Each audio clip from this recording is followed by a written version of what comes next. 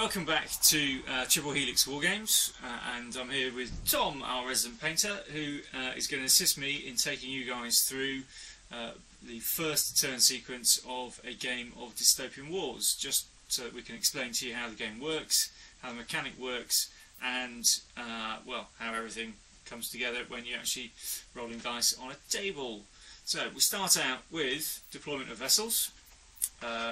Obviously this is a wee bit staged because it has to fit in shot, but this is how we've deployed our vessels for this particular fight, and we now roll 2d6 each to determine who will take first player.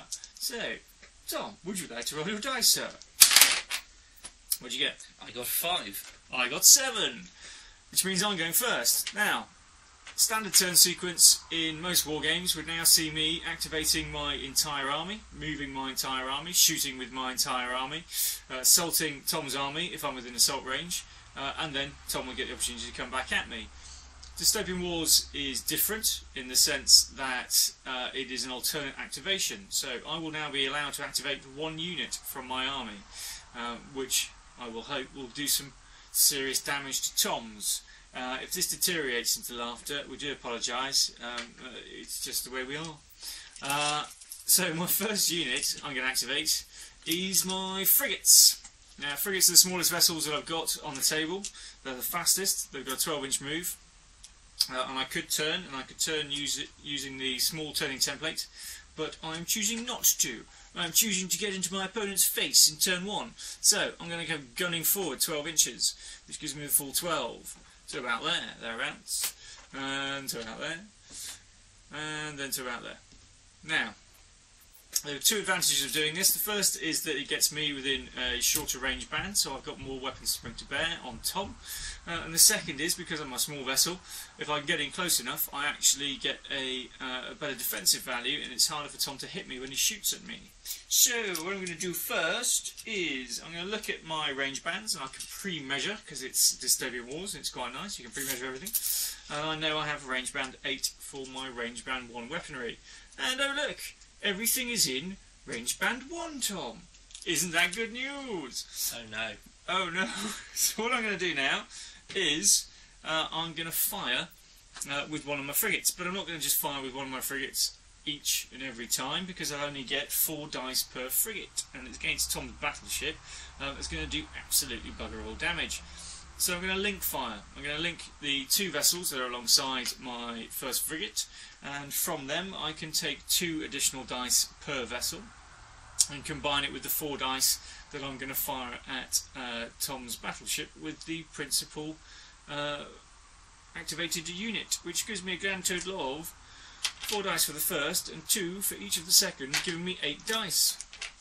Now I'm forced to hit against Tom's vehicles because he's a large vessel. I suffer no penalty for his size, and I'm range band 8, giving me a maximum amount of dice. So, oh, get in. And we've got a couple of 6s, which brings into play the exploding dice mechanic that we talked about earlier.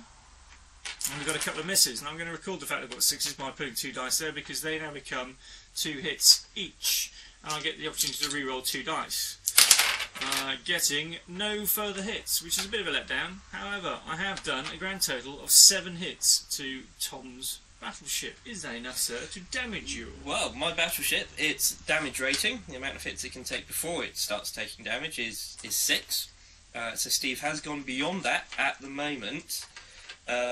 Means my battleship would take a point of damage. However, being a Brit and forewarned, my battleship has a couple of shield generators on board, which I can now activate to try and stop Steve doing what he's just done. Exactly the way Steve's rolled dice to hit, needing 4s. I get to roll 2 dice per shield generator, so 4 dice altogether, and I need 4s or more to stop those hits. And quite successfully, with 3 4s, I negate 3 of Steve's hits, so 7 goes down to 4, and which is now below my damage rating, so my shields have saved the battleship from a bit of lucky fire there. That would be an awfully big clang, and not a lot of damage then happened. Curses! Right, that's me done. That's my first unit activation. That gives me my first turn initiative, and I got the opportunity to damage Tom before he had the opportunity to damage me, and I failed in magnificent style, but we did it magnificently. Now over to Tom, because it's now Tom's opportunity to activate one of his units. So over to you, Tom. Right, thank you, Steve. You're very well. Right, I'm going to begin by moving my frigates. Now, I'm not going to bomb them forwards like Steve's. The Brits do kind of like going side on at the enemy. So I'm going to turn. Now, I need to be aware that with all ships, you have to move at least 2 inches in any movement phase. You can't just sit still. So I'm going to turn my guys, and I'm going to turn them side on to the American cruisers. There we go. Alright, now I need to measure my range. I'm going to be aiming at 1 cruiser, and I'm going to be combining my fire just like Steve did at me. I'm range band 2. It's a very good thing being range band 2 of the British, because you get your torpedoes, which all British ships have. Torpedoes unfortunately don't work at range band 1. So range band 2. First I'm going to fire with my turrets. Sorry, Steve. That's 3 dice each, but I'm going to link it. So that's 3, 1, 1. Comes 5 dice in one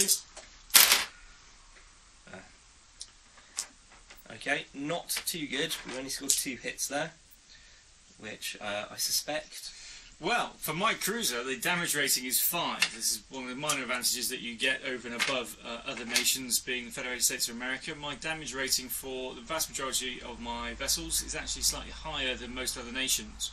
However, my critical rating is a little bit lower. So, had Tom managed to exceed the damage rating of 5, he would have done some damage. But sadly, Tom did not. Not quite. So Tom's now going to probably shoot at me with his torpedoes. I will indeed. Now, torpedoes are a little different from the guns I fired, in that they don't have an arc. They literally channel the width of my ship, which is why I've kind of manoeuvred into a tight little pack so I can get as many shots as possible and link all 3 of the torpedo sets at the 1 cruiser again. Now torpedoes are a bit better at range band 2, that's 4 shots each. So that's going to be 8 dice at Steve's 4-old cruiser. Ooh, this is probably worse than the firepower there. Only 2 hits again. It does look like the British gunners are asleep, which is quite nice for me. We've had our rum rations this week. You've had your rum ration. So, for Tom's first activation, not very successfully. Nope. Done, but never mind. He'll have plenty of opportunity to do that after I've activated my next unit. Or will he? So, I'm now going to attack Tom's frigates with my cruisers. And at this stage, Tom, no doubt, is eager to tell me that I have to move a minimum of 2 inches. And if I have to move a minimum of 2 inches, which takes me within range band 1 to fire at Tom's frigates, then not only do I suffer the penalty because he's a small vessel, so I've got to hit him on 5s, I also then suffer the penalty of having another -1 to hit, because my primary guns at short range, i.e. range band 1 at 8 inches, also suffer a -1, so I would be on 6s to hit him, which is not particularly pleasing. So I'm going to use my turning template, and I'm going to be turning my cruisers to try and increase the distance between myself and Tom, whilst maintaining line of sight. Now, handily, having just put that on the table, the turning templates all come with these rather nice 1-inch spacing dividers, the cogs, as they have been referred to in the past by Mr. Corey. So what I'm going to do is I'm going to use this to turn, and I've got to move a minimum of 2 inches. So I'm going to go 1, I'm going to go 2, I'm going to go 3, I'm going to go 4, bearing in mind that I've got to maintain line of sight and fire arc to Tom. Move a couple of inches forward, give me a 6-inch move, and I'm hoping that's taking me outside of the 8-inch range band. I'm going to do the same again.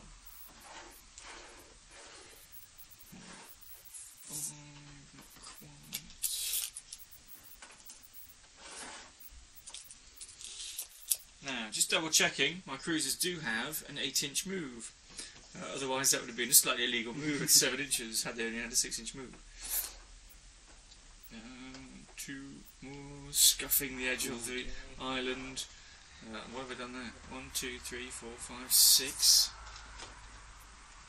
And using the final 2 inches of the move, just to try and increase the distance between myself and Tom's frigates. Now, I've got to check my distances. Being Dystopian Wars, it being a wonderful system it is, I can pre-measure at any time. So, from my barrel, I've now got about a 9-inch separation to Tom's vessels, which is good. I can now fire at his frigates with only a -1 modifier, so I'm hitting him on 5s effectively, because he's a small vessel.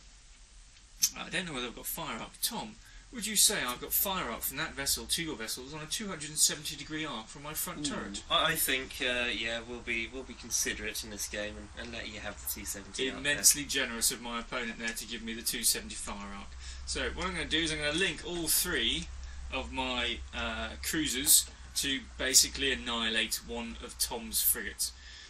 It's slight overkill, but he's been very generous and given me the 3rd vessel anyway, so it would be a little unfair now to pour loads of fire into his frigates and actually annihilate the lot of them. So, I'm going to take 7 dice on my main turret at band 2 into one of Tom's frigates. It may seem overkill, but bear in mind I'm on 5s to hit him, so I've got to make sure that I do get the hits. I'm then going to link in from my second 2 cruisers. Now, because I'm halving the number of dice available and I'm rounding down, I get 3 dice per cruiser. So I'm going to take an additional 6 dice, and I'm basically going to shred one of, hopefully, Tom's cruisers. I'm rolling my dice, and there you go. That's why you roll that many dice. Now, I've only got a grand total thus far of 3 hits. I've got a 6, which doubles up to 2 hits, and I've got a 5, and I'm hitting them on 5s. So I've got a single reroll in an attempt to do some damage. And we've got another 5, which is fine. I've got 4 hits now.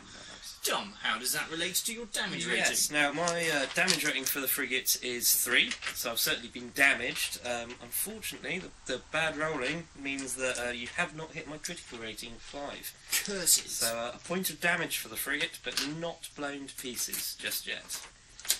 So my cunning plan is foiled. But I have done a bit of damage, which is all good, because the damage to Tom's frigate is going to mean he's going to suffer penalties when next he activates them. He's probably going to be suffering just a minimum minus to his dice rolling for his various range bands. However, that is my second unit activated, and now following the rules system of the Dystopian Wars, it's now Tom's turn to activate a unit.